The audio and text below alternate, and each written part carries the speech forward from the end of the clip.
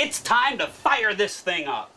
Welcome aboard ShipShape TV Essentials. This is your port of call for the most impactful upgrades, expert advice, and hands-on solutions from seasons past. This episode is proudly brought to you by SureHold, because anything worth doing is worth doing bright. From cleaning to protecting and perfecting, SureHold has everything you need to keep your boat shining. Don't just go boating, go showboating. Now, let's hoist anchor and set a course for another exciting episode of ShipShape TV Essentials.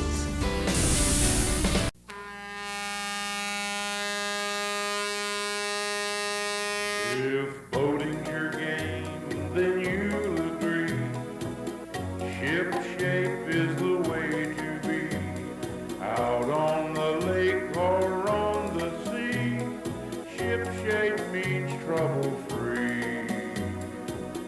ShipShape means being neater. ShipShape makes boat work easier. ShipShape is the way to go. The ShipShape Boat Care Show. ShipShape, America's favorite boat improvement show, is being brought to you in part by Boatorama, the Robin Hood of the boating business, and by West Trek Yachting Center, where you can experience the privilege of ownership without the expense.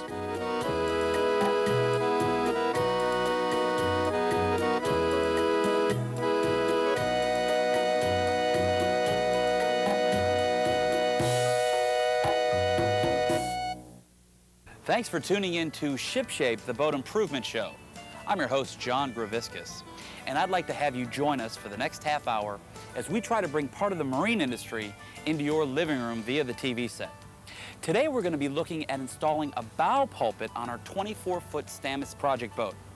Naturally, we're here on location at our home base, Seminole Boatyard in Palm Beach Gardens, Florida, probably one of the cleanest and friendliest boatyards in all of Florida. Maybe you're thinking about fixing up your boat, but you're just not sure on how to do a particular project. Why don't you just go ahead and write it down on a 5 by 7-inch index card and send it to us, and we'll try to cover it here on the show. Write down your inquiries and send them to ShipShape TV, P.O. Box 31561, Palm Beach Gardens, Florida, 33420. Or fax us your suggestions at area code 561-626-4348. And the really cool thing about sending in an idea is that if we use it, we're going to go ahead and send you out a free ShipShape t-shirt. These babies are 100% cotton and come with a pocket. Right now we need to hear a word from our sponsors, so please stick around.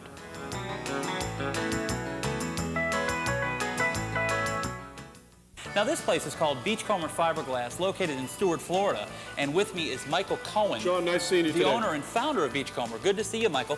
Now, we want to put a bow pulpit on our boat. What size do we go with? Okay, John, we've got a variety of pulpits for different size boats. What size boat do you have? We've got a 24-foot Stamis. Okay, we would probably recommend our 36-inch pulpit, which is very similar to the unit you see here.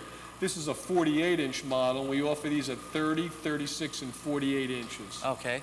And you're recommending that we go with a 36-inch pulpit. That's correct. Now, why do you put a pulpit on the boat? Two important reasons for a pulpit, John, is a more efficient anchoring system for bottom fishing or for picnicking.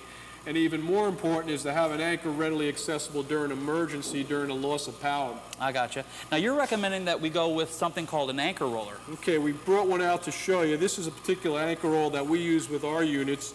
It's made for us by a company out in California. We've been using them for many years, and they offer a lifetime warranty on these units. I've gotcha.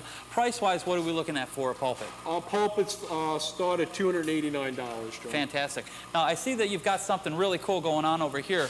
What's this all about? John, this is one of the most popular things that we manufacture. These are fiberglass swim platforms.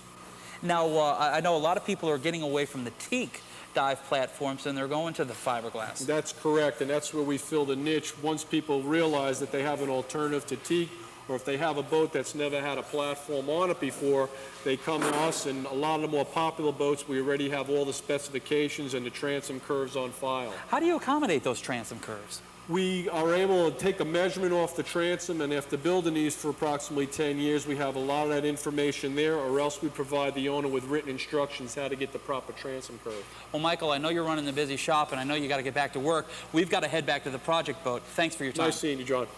Now, there's a couple of ways that we can mount our bow pulpit. Bert, why don't you go ahead and give us the lowdown on our options? Okay, John. Actually, we have two different ways we can mount this bow pulpit.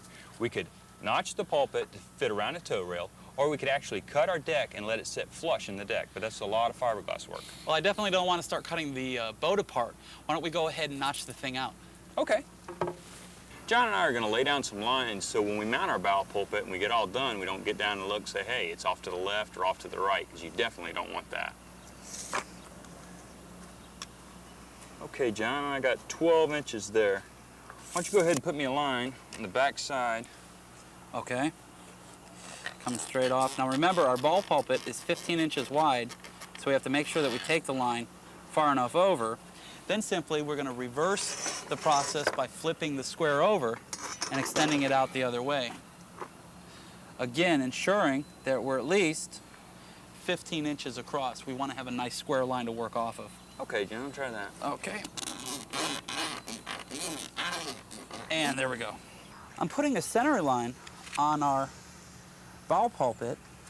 We've also taken a center line off the boat, and we're going to mate up both lines.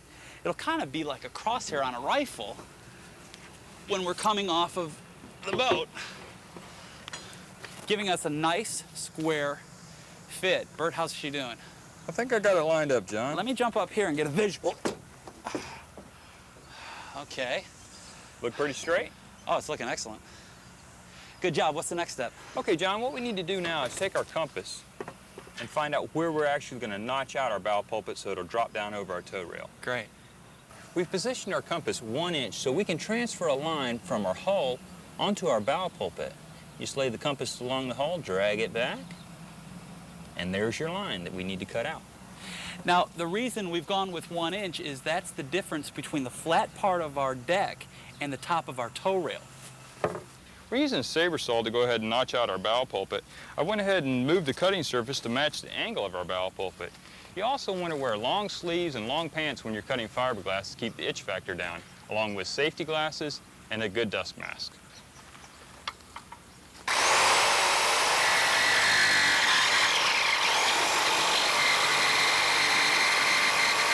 Well, it only took Bert a couple of minutes to notch out the pulpit. Let's go ahead and do a dry fit and see how she looks. Bert, I'm going to line up our crosshair again here, these lines. All right, how's it look? It looks real good. Everything's fitting pretty well. Why don't we go ahead and lay out our holes for the mounting process? Okay. Now, when you're laying out your holes, you need to take a few things into consideration, like where are you going to be drilling through your deck? Are there any obstructions? Are your bow wire lights underneath there? Anything else? Now, we've gone ahead and checked that out, and we're fine. But what we're also taking into consideration is we want to get as much grab on our deck as possible. And so we've positioned where we're going to be drilling through at about 7 inches apart. Bert, how's it look? That looks pretty good, John. Why don't you go ahead and drill it out? All right. All right, got the last hole drilled out here, John. Let's go ahead and lay them out on the boat. Okay, again, we Watch want to fingers. go into this center line that we've worked off of, and we want this thing square. Okay, I'll support the front. If you go ahead, once you square it up, It go looks ahead good. and spot them. I'm going to go ahead and spot this.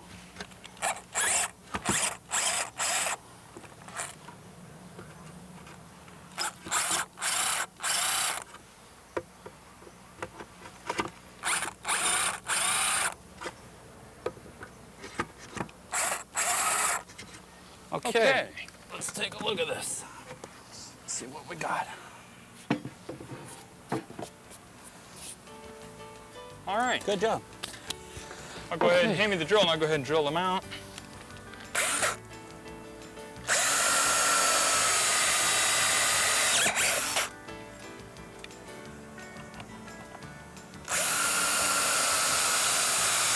Okay, we finished up drilling all the holes. Now what we're gonna do is we're gonna go ahead and we're gonna put our carriage bolts through. Now, one thing I might suggest is to go ahead and get yourself some starboard and to use it as a backing plate for inside your anchor locker. You also might want to take up the space in between your flat deck and your tow rail.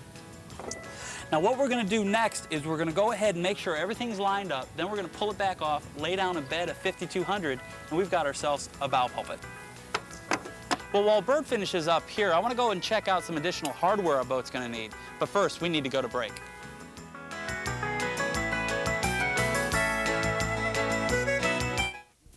With the new bow pulpit that Beachcomber Fiberglass has made for us, it's going to change the line of the boat, and we're going to need to put a new bow rail on it. And I'm in Melbourne, Florida, at Boathouse Discount Marine, and with me is Don Gardner, the owner. Good morning, John. Good morning, Don. How do you determine what size bow rail to put on your boat? Well, obviously you need to know what the width of your boat or the beam of the boat is going to be, the length that you want the bow rail to extend down the side of the boat or the gunnel of the boat, and also whether you want it fabricated out of stainless steel or aluminum. Okay. Now, you have several choices. You could go with actually somebody building the bow rail for you, or in our particular case, I'm looking for surplus, and I'm hoping I came to the right place. Can you kind of tell us what the advantages of surplus might be? Well, surplus is an extremely attractive way to go because of the cost savings. Our bow rails, we have 4 different sizes in stock that are made out of stainless steel. They're all welded, type construction, and basically they're all $150. Okay. And that versus $300, $400, $500 for a fabricated custom bow rail makes a big difference. Fantastic. Now, naturally, we have to take into account the beam of the boat. And now these surplus rails, how do they measure up with beam and with height and all of that? Well, if your boat has a pulpit on the front of it, you need to have the pulpit on the bow rail initially when you start. You don't want to add that after the fact. And the bow rail, as far as the beam, is very flexible. You have several feet that the bow rail can flex in and out to match your boat configuration. So. You want to buy something a little longer, you can cut it down if you want. Height-wise, you can cut it down. Anything else we're going to need with our bow rail? Basically, on the ones that we have in stock, you're going to need to purchase feet for them, and that particular would be determined by your configuration of your deck, whether you wanted round or rectangle type stanchion feet. And that's the only additional type material you're going to need is the feet and the screws. So Don, you're looking at under $200. You've got yourself a brand new bow rail, stainless steel, and that's a tremendous value. Mm-hmm. Now I think what we'd like to do is take some of the hardware over to XL Coating and take a look into some powder coating that's available for our project. You might remember a few weeks back that we featured a T-top being powder coated. Had some oxidation, and the guys up at XL Coating really handled that.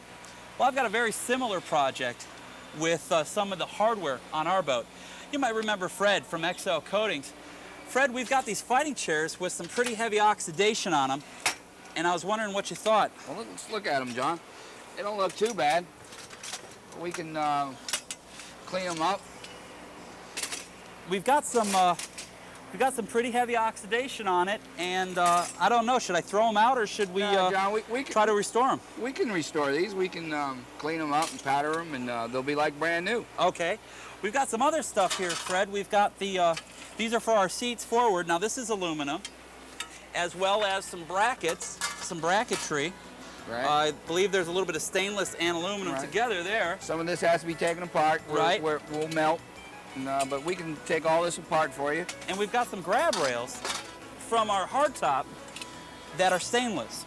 And basically what I wanted to find out is, do we go with a different kind of powder coating with stainless versus aluminum, or do you use the same stuff? No, we use the same stuff, John. What we got to do is new stainless or used stainless, we sandblast it and give it a good etch, and we powder right over the etch, and it sticks to it forever. But you guys really have your work cut out for this.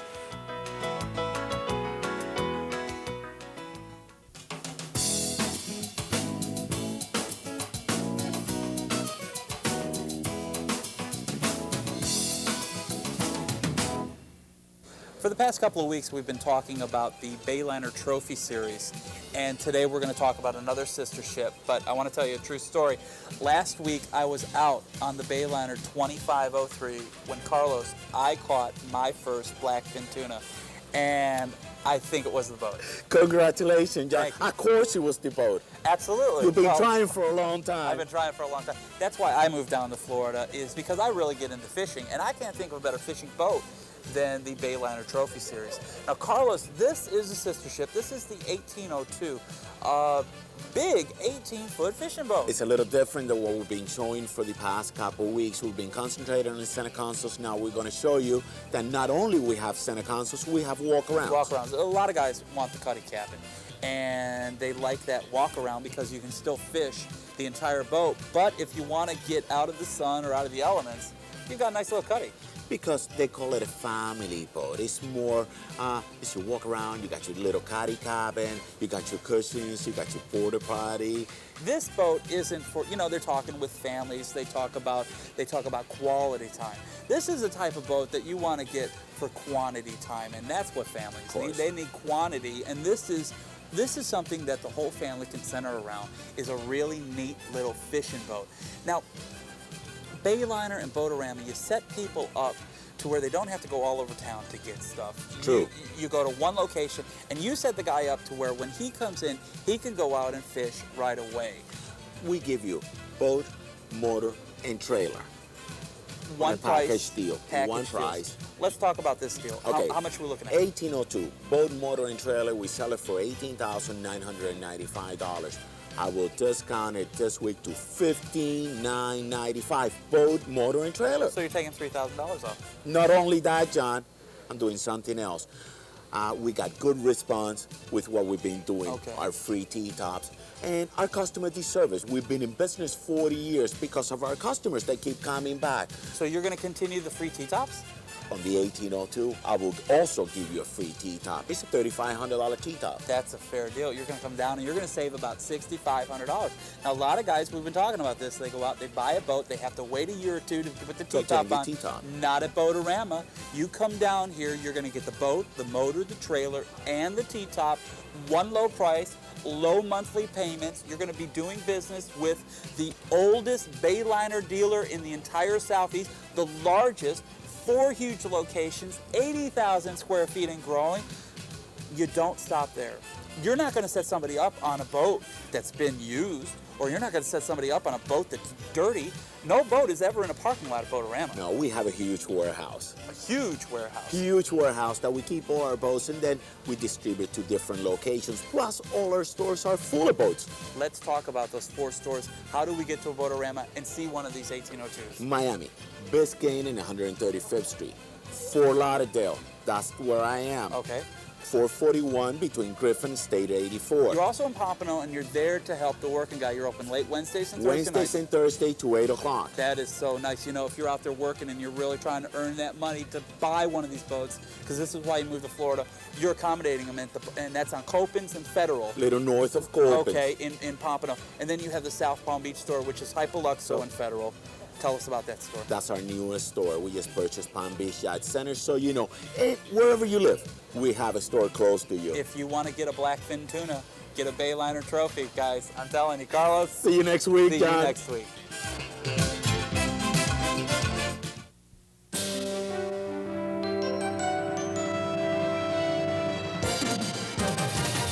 Today on Chapman's Corner, we want to show you the new Coast Guard approved inflatable personal flotation devices. These new flotation devices just got approved as of September 24th, 1996. Let's take a quick look at these so we can show you what they look like and how they work. This is a Type 3 inflatable because it has 1 chamber in it. And this is the thing that you need to check right here is the firing mechanism. It's the CO2 cylinder. You need to remove that. Make sure that the CO2 cylinder has not been punctured. Another thing you need to do, this is the actual firing mechanism right here. It's got a little pin in it, and when you pull that lever, it punctures the CO2 cylinder, and that inflates this inflatable instantly. So you need to kind of stick your finger in there or take a look inside of there to make sure that that little pin is working, and I can feel that with my finger. Every once in a while you want to spray a little CRC in there to make sure that that mechanism is going to work when you need it. So we'll put that thing back in here, like this. Also, as a backup, just in case this fails you, we also have an oral inflator. And all the different types that we have here have the same thing, a firing mechanism and an oral inflator. There are some that have an automatic system, so that as soon as you fall in the water, it automatically inflates the vest without pulling it. So what we like to do now is give you a little demonstration on how this mechanism works.